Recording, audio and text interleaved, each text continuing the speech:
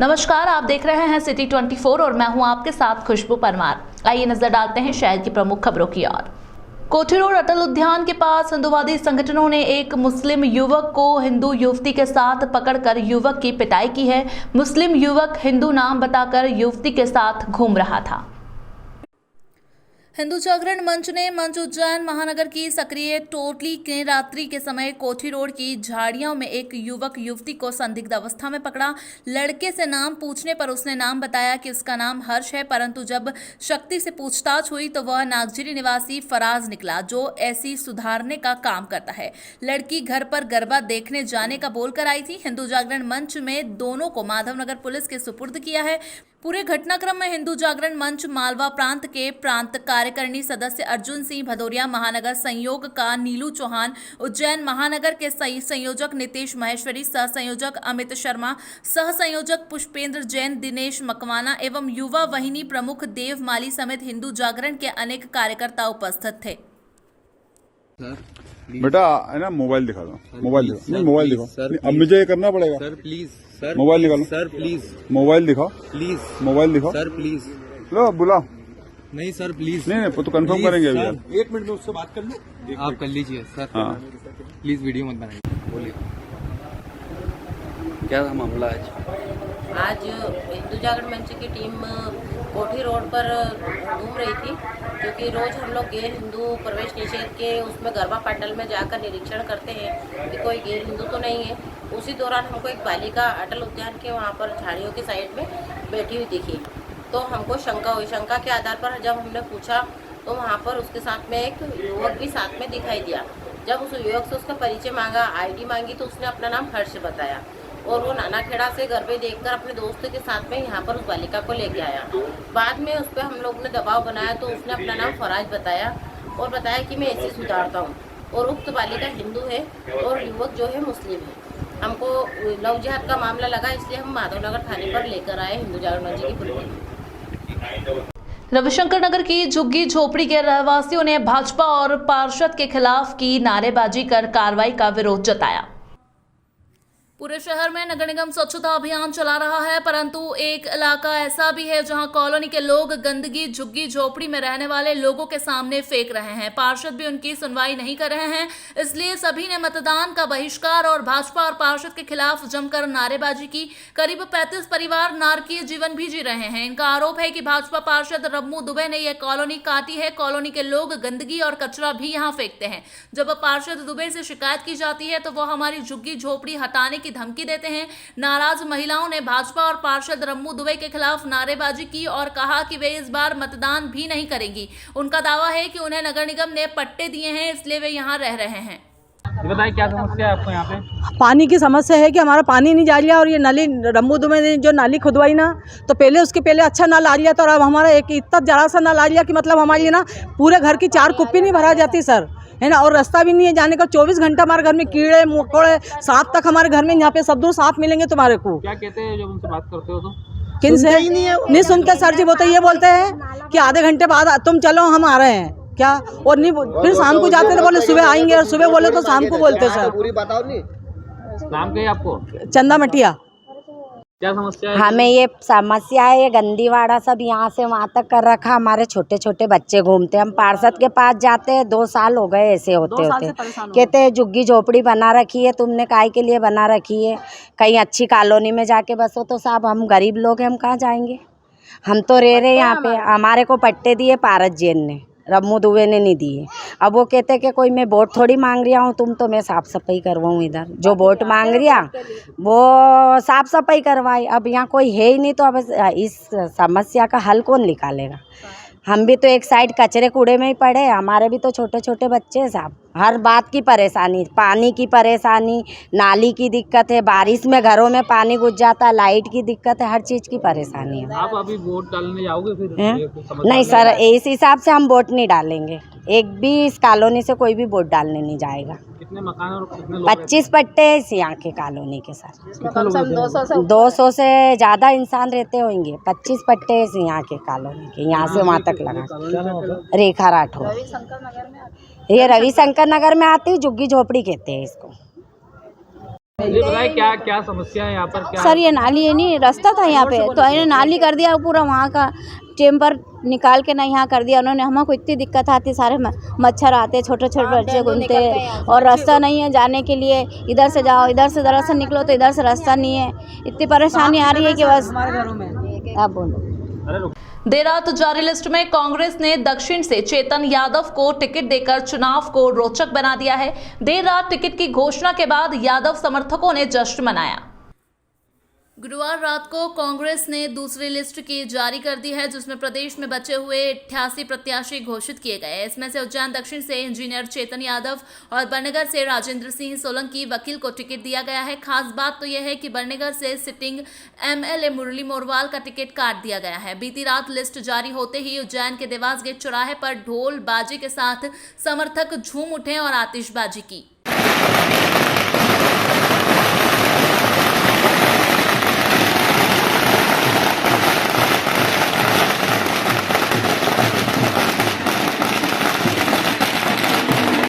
उज्जैन दक्षिण में मोहन यादव के सामने चेतन यादव को पार्टी ने मौका दिया है। जातीय समीकरण देखते हुए ये मौका यादव वर्सेस यादव को मिला है।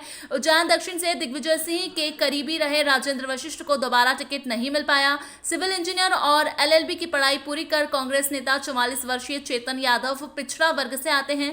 इसके पिता स्वर्गीय प्रेम नारायण यादव नगर निगम के अध्यक्ष और उप महापौर पद पर रह चुके हैं। चेतन खुर्द वार्ड क्रमांक 31 से सन 2000 में पार्षद का चुनाव जीत कर आए। इस दौरान पहली बार रिकॉर्ड मतों से जीतने का रिकॉर्ड चेतन ने बनाया था। चेतन वर्तमान में प्रदेश संयोजक है। मध्य प्रदेश कांग्रेस पार्टी के पूर्व सचिव प्रदेश प्रतिनिधि भी कर रहे हैं। चेतन वर्तमान में प्रदेश सचिव है यादव महासभा के। वर्तमान में वे आनंदेश्वरी मर्यादित सरकारी पेड़ी से अध्यक्ष भी हैं। यादव को खेल में भी काफी रुचि रखते हैं। चेतन कुश्ती, जिम्नास्टिक और कबड्डी के राष्ट्रीय खिलाड़ी रहे हैं। आगामी 24 अक्टूबर को देश भर में दशहरा पर्व मनाया जाएगा। इससे पहले उज्जैन की नई सड़क स्थित महाकाल फायर शॉप पर रावण बिकने के लिए आ गए हैं। खास बात तो यह है कि इस बार रावण मतदान करने का संदेश दे रहे हैं। प्रतिवर्ष की तरह इस बार भी बड़ी संख्या में रावण के खरीदारों की भीड़ दुकानों पर जुटना शुरू हो गई है। इस बार मध्य प्रदेश में विधानसभा चुनाव है। इसी को ध्यान में रखते हुए रावण को इस तरह बनाया गया है कि वो मतदान में ज्यादा से ज्यादा भागीदारी करे और आचार संहिता का पालन करने का संदेश भी दे रहा है। महाकाल फायर शॉप के ऑनर सुखविंदर सिंह खनूजा ने बताया कि इस बार 500 रावण बना चुके हैं।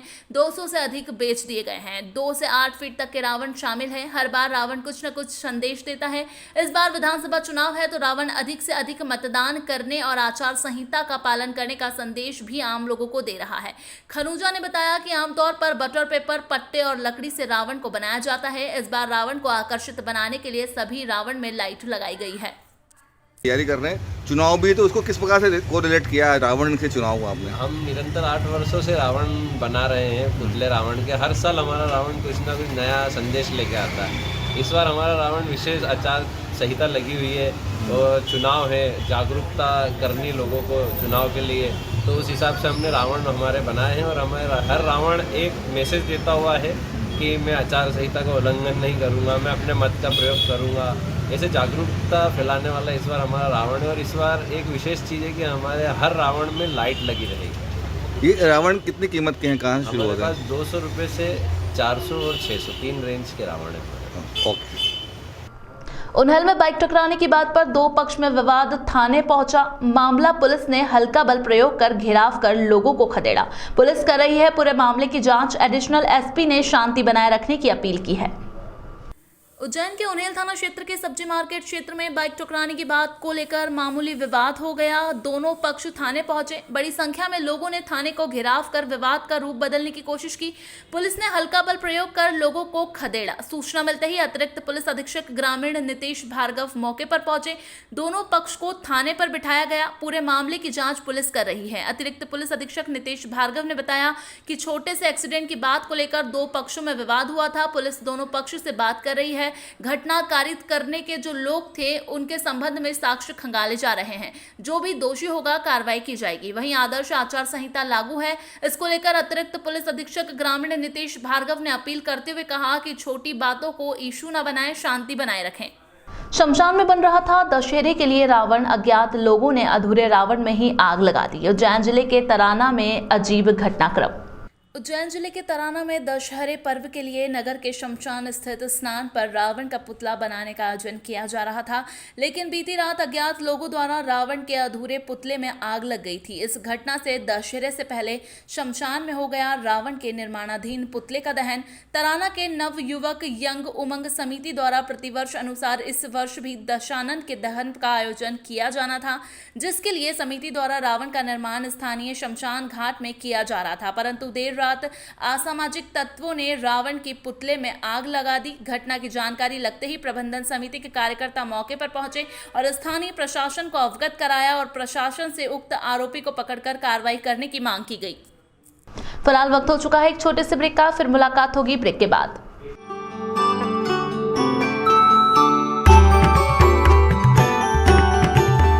प्रतिदिन डोसा के साथ आइसक्रीम या चॉकलेट फ्री।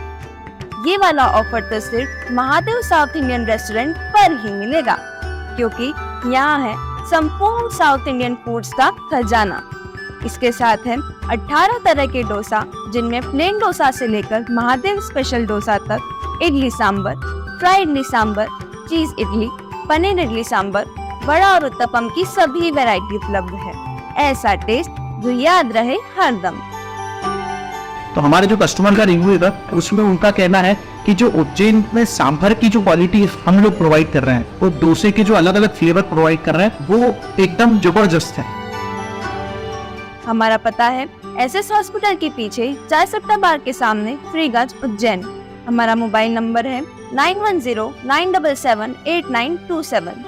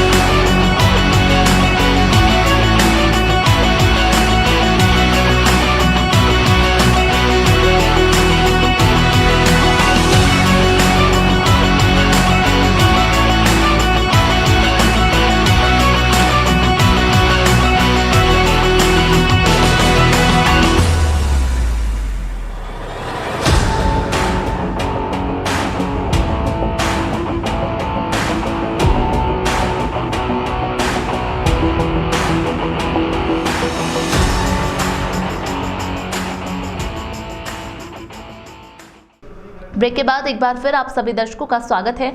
आइए नजर डालते हैं शहर की प्रमुख खबरों की ओर।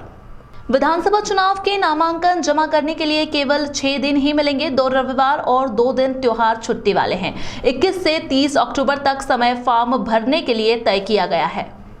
विधानसभा चुनाव की नामांकन जमा करने की प्रक्रिया 21 अक्टूबर से शुरू होगी। नामांकन जमा करने के लिए इस बार 10 दिन मिले हैं। ये काम 21 से 30 अक्टूबर के बीच होगा। खास बात तो यह है कि इन 10 दिनों में सिर्फ 6 दिन ही काम हो पाएगा। ऐसा इसलिए कि 22 अक्टूबर को रविवार, 24 अक्टूबर को दशहरा, 28 अक्टूबर को वाल्मीकि जयंती और 29 अक्टूबर को फिर रविवार का अवकाश रहेगा। इस बीच ही प्रत्याशियों को अपना नामांकन जमा करने का समय मिलेगा।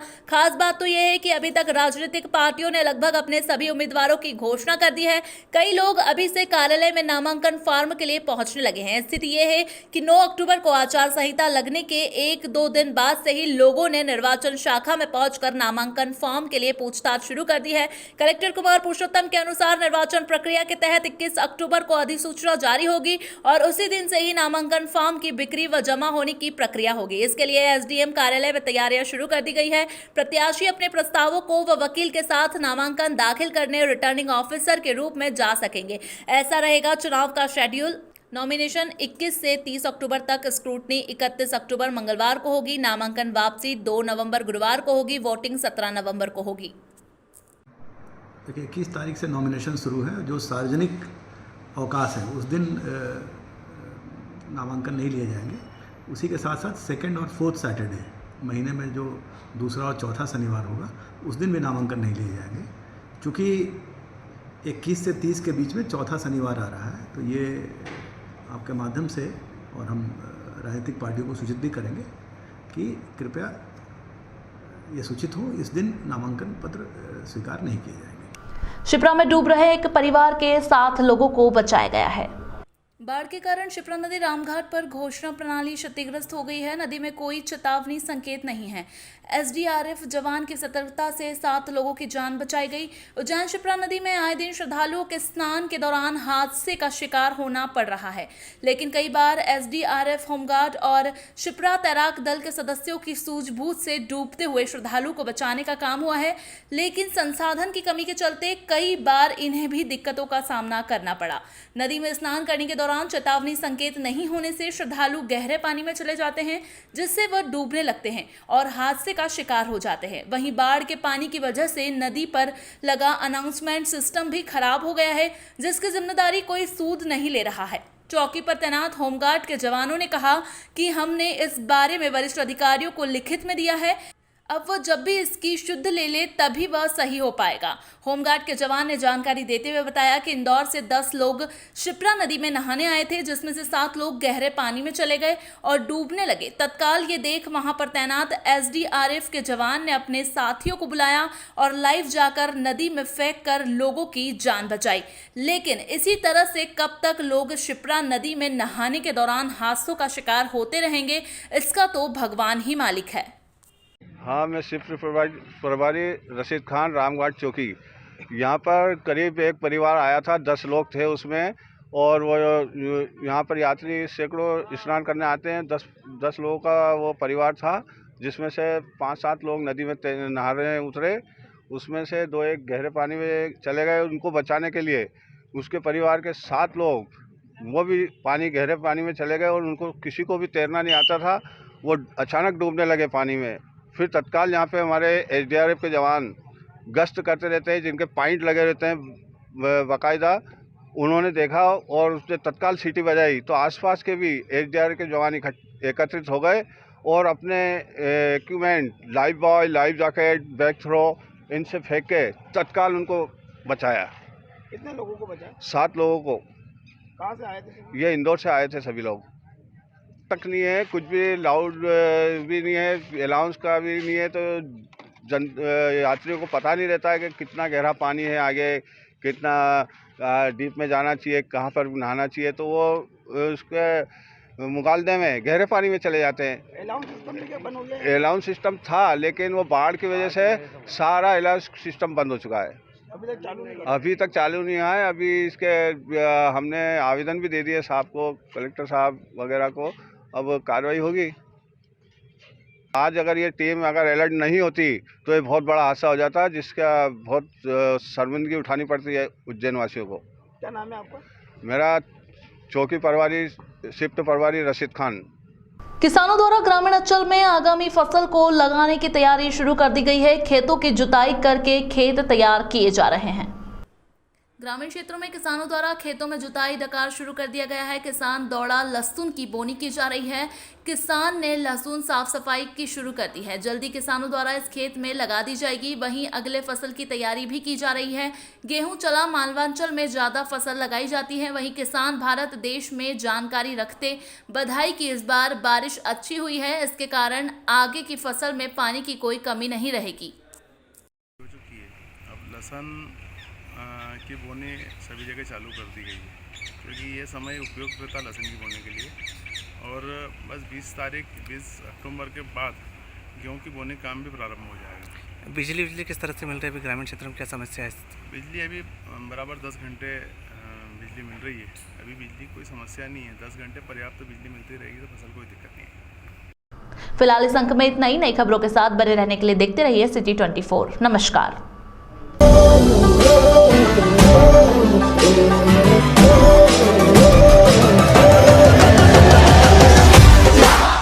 उज्जैन की शान डावरिक पीठा का गरबा लाया है उपहारों का खजाना। प्रतिदिन गरबा खेलने वाली युवतियों को लकी ड्रॉ द्वारा टीवी, फ्रीज, वॉशिंग मशीन, सिलाई मशीन, साइकिल एवं मिक्सर जैसे अन्य 31 इनाम एवं 1000 के इनाम सभी नियमित गरबा खेलने वाली युवतियों को वितरित किए जाएंगे। आयोजक शेरू जायसवाल मित्र मंडल।